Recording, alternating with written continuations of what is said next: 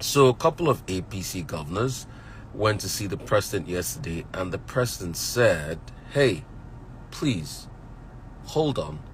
I am going to try as much as possible to fix things as regards to Naira, but just give me 7 days. And if you did recall, I said that to a large extent, the APC has been complaining about the Naira redesign. And why? Because it's election season. Some other political party says, oh, it's going to favor us. At least people will not be able to buy votes. But the APC have been complaining about it. And Nasir El-Rufai went to 4 or 5 different media. In fact, he did a media run all over the country to be able to complain about it, and said some people in the villa are against the aspirations of the APC presidential candidate. And this matter degenerated. There were lots of back and forth. The villa too responded. Alhaji Mohammed responded and said, yeah, how can you say such a thing? That we are focused on elections. So the question is, who doesn't want the APC presidential candidate to be able to do well in the elections? All of this, as all of this is unfolding, a lot too is happening. With the CBN coming out yesterday to say, we are going to arrest the saboteurs. There are a lot of banks collaborating with other people, giving them the Naira notes, and people cannot get the Naira notes. So that's the argument from the CBN. But people are saying they're going out there, they can't get. And the strong argument the CBN is also making is because they have arrested people and they have seen people actually conniving with banks to be able to get these monies. I mean, somebody was arrested the other day and grilled because they got the Naira note at the expense of other people. And that's a sad reality. So what is really happening? And we should be able to talk to the banks, that the banks should be able to bring the money out and not just give the money to their special customers. Because what it appears to be happening now is the case that the banks are just giving the money to their special customers, and people like you and me that need money can't get money.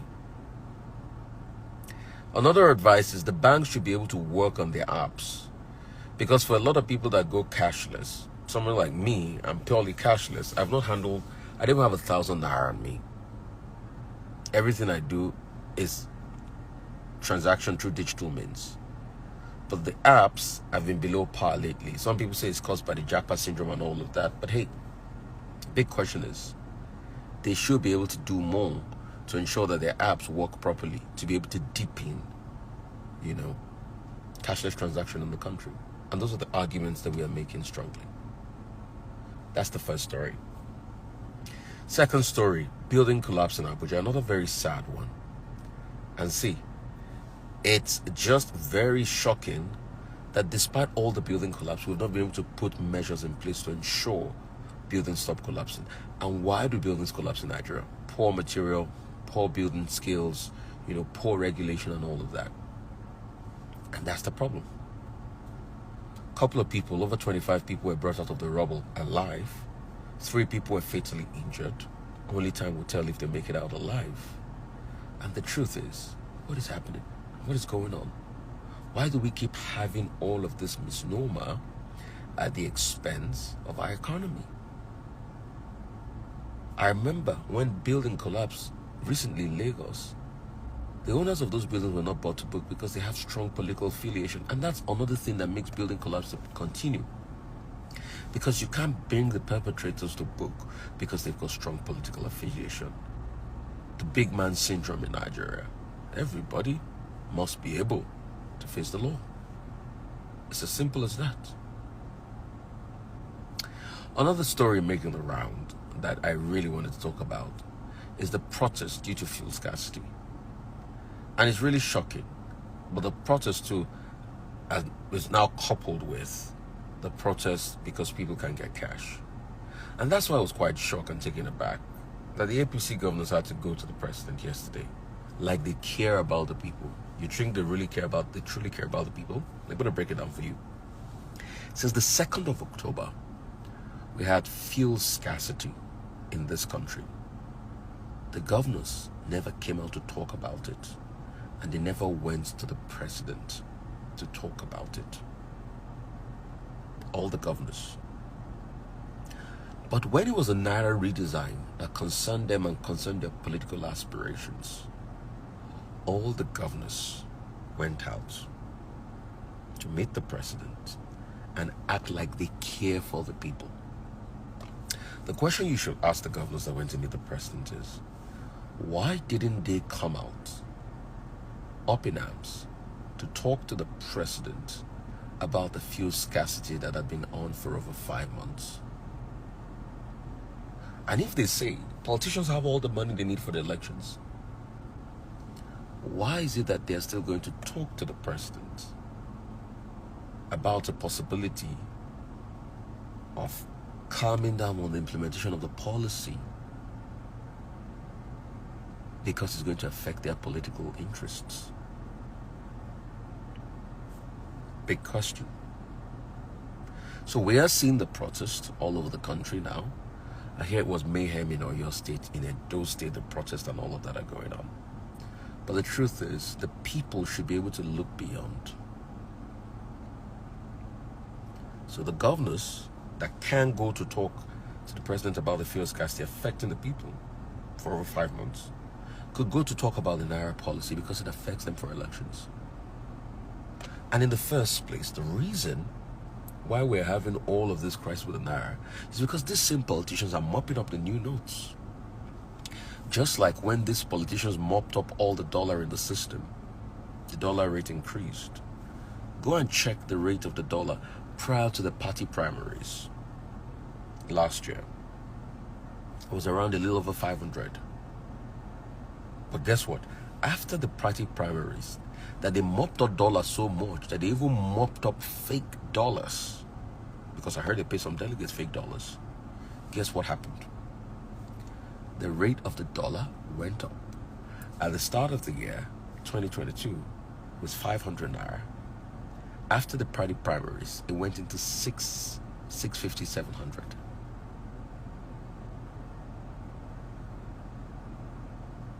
So you can see what is happening. And that's why we need a show like this called The Trust to break down things for you. Quickly, let me go to the foreign scene. Today, I'm not going to say a lot about Africa. Somebody said my video sound is off. Hope you can hear me. Good. If you can hear me, just thumbs up, thumbs up, thumbs up. So, I'm not going to say a lot about Africa this weekend, but I'm just going to go straight to the foreign scene. A couple of things happen in the foreign scene. Guess what? Crude oil prices have gone up, and it links back to Nigeria because of the war of Russia and Ukraine. ExxonMobil made 55 billion, Shell 40 billion in revenue, in profit I should say. Chevron over 30 billion in profit. But why is Nigeria not making money? If all the international oil companies can be making billion and then declaring huge profit because crude oil revenue has gone up because of the Russo-Ukrainian crisis. For the very first time in a long time, crude oil price surged over $100 per barrel. But Nigeria, a major oil producer, cannot make money from it because we have not learned to do things decently and we keep on stealing our crude by ourselves. And let me also shock you. For those that talk about climate change, the West now is so concerned now, and this is the hypocrisy of the West that I always point out. The West is so concerned about taxing the oil companies that make a lot of revenue. So now they're talking about possibilities of windfall taxes. But in the same breath, it is still the West that talks about green energy, and they call people out for COP every year. And that's why I say, Nigeria, if you discover more oil, tap it. I'll tell you what, I'll give you some stats that'll shock you. In over 20 years, over 2.7 trillion have been given in bank loans to different energy projects. Guess how much of that percentage goes to green energy projects? 7%. That's to show you something. That the West still thinks green energy is a future thing, but they would not allow, they will give you money in Africa not to be able to tap your energy. They'll manipulate you of the one you tap because our leaders are not wise, and because once they give our leaders small money, they start to act stupidly. and they'll tap from our resource, still use this revenue for themselves. So the question is, when are our leaders going to be wise? And that's why 2023 matters a great deal. Let me quickly move on to the next story in India. Something is happening in India. And guess what is happening? One of the richest men in Asia, Adani, is facing a crisis because a certain group, investigative group in America, Hindenburg, are saying that most of his stocks, were fraudulently done. And the fact of his company, most of the company assets and wealth were fraudulently done. And that has reduced his stock. So he's lost over 50 billion US in his personal wealth. He tried to push out an FPO recently. He sold about $2.6 billion of his stock. But guess what? Guess what happened? He had to return the money to the investors. Fitch also made reference to it last year. And they're saying, oh, you've been fraudulent, Mr. Adani. Some people say it's an attack against India. Some people say it's whatever's happening in the economy. But truth has to be told. It just shows you that an empire built overnight can be destroyed. So the question is, what are we doing as regards being honest, having integrity, and having to do businesses properly? On this segment, I'd like to celebrate, everything good and glorifying and wonderful about our country. Do you know that there's so much opportunity for something called gum arabica in Nigeria? Especially in most parts of the north, gum arabica can be sourced. And guess what? Gum arabica is a very important tool in fizzy drink making. So all the big brand Coca-Cola and the likes, all of them use gum arabica. It's a very important constituent. But do you know there's a lot of possibility for gum arabica in the northern part of Nigeria? Go research more on it. Nigeria is beautiful. It's got a lot of opportunities. And if you open your eyes, definitely you can see it. So much market for agricultural produce. Real quick, let's start to round up. Couple of things I'll say. I'll go to sports. Do you know that probably money can't get you everything? If you know that, just ask a Chelsea fan. After spending close to over $500 million on footballers, guess what? Chelsea is now still getting the ace. They had a very laborious game against Fulham yesterday. And to show you that Chelsea still languishes down the table in the Premiership is an indication that Todd Burley and his crew, with a lot of money they're spending, have probably not changed things. But on the flip side of it, look at Arsenal Football Club that has done a lot of good business. And look at the players they've been able to get for half the price. And see the transformation is done to their team. Probably Arsenal might have to play Everton today at 1:30. And probably will beat Everton and go up the table. So money is not really everything. It is just how you put things in place and build structures in place that matters. That's about it on the roundup today, where we stray top issues. I bring this your way on Instagram.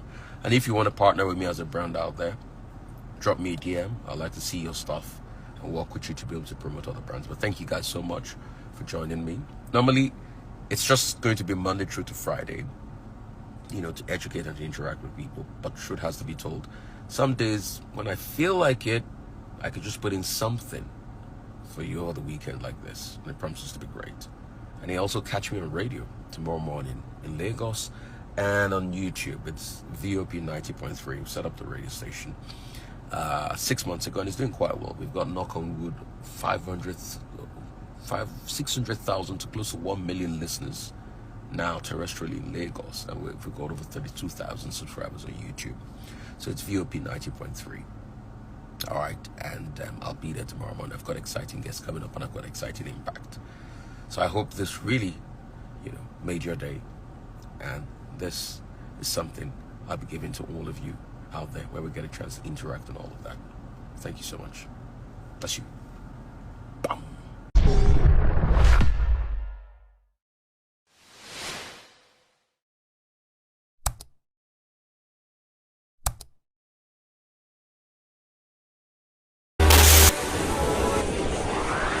DJ LTV. DJ LTV.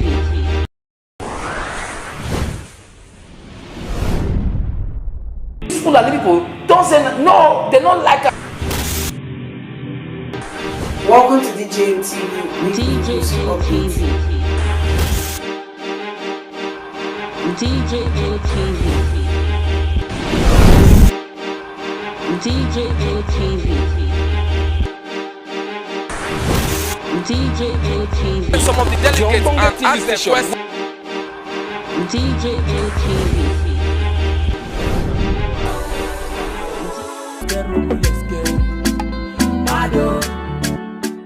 DJ